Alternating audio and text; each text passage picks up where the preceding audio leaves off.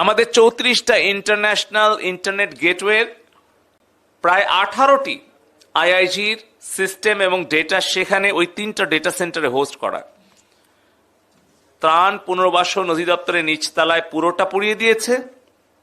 তার পার্শ্ববর্তী আরেকটা ডেটা সেন্টার সেটি আংশিক পুড়িয়ে দিয়েছে এবং 3টা ডেটা সেন্টারের যে ইন্টারনেট যে কানেকশন সেই ফাইবার অপটিক্যাল কেবলগুলো রিডান্ডেন্সি সহ পুড়িয়ে দিয়েছে।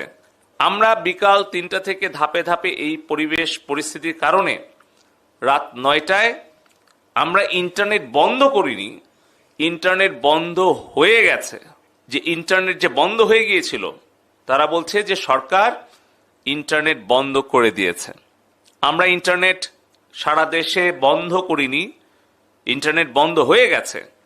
তারপরে 2 দিন পরে আমরা জানতে পেরেছি ঢাকা চট্টগ্রামে যে সাবমেরিন কেবলের যে কানেক্টিভিটি, যেটা আমাদের ফাইবার অপটিক্যাল কেবল দিয়ে চট্টগ্রাম থেকে কক্সবাজার থেকে চট্টগ্রাম হয়ে ঢাকায় আসে, সেই কেবলটা মাটির নিচ দিয়ে থাকে, কারণ এটা আন্ডারগ্রাউন্ড ফাইবার অপটিক্যাল কেবল। কিন্তু আপনারা জানেন যে যেখানে সেতু কিংবা সড়ক মেরামত করতে হয় সেখানে এই মেরামত চলাকালীন সময়ে সেই কানেক্টিভিটিটা আপ অ্যান্ড রানিং রাখার জন্য ওভারহেড নিতে হয়। কয়েকশো মিটার ওভারহেড ছিল কাঁচপুরের জায়গার কাছাকাছি।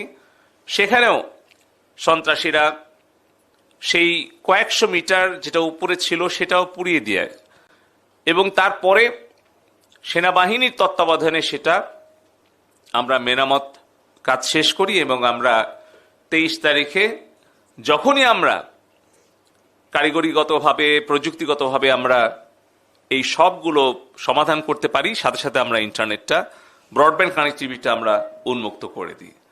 আমরা আগামীকাল সকাল 9টায় মোবাইল নেটওয়ার্ক অপারেটরদের সাথে বৈঠক দিয়েছি।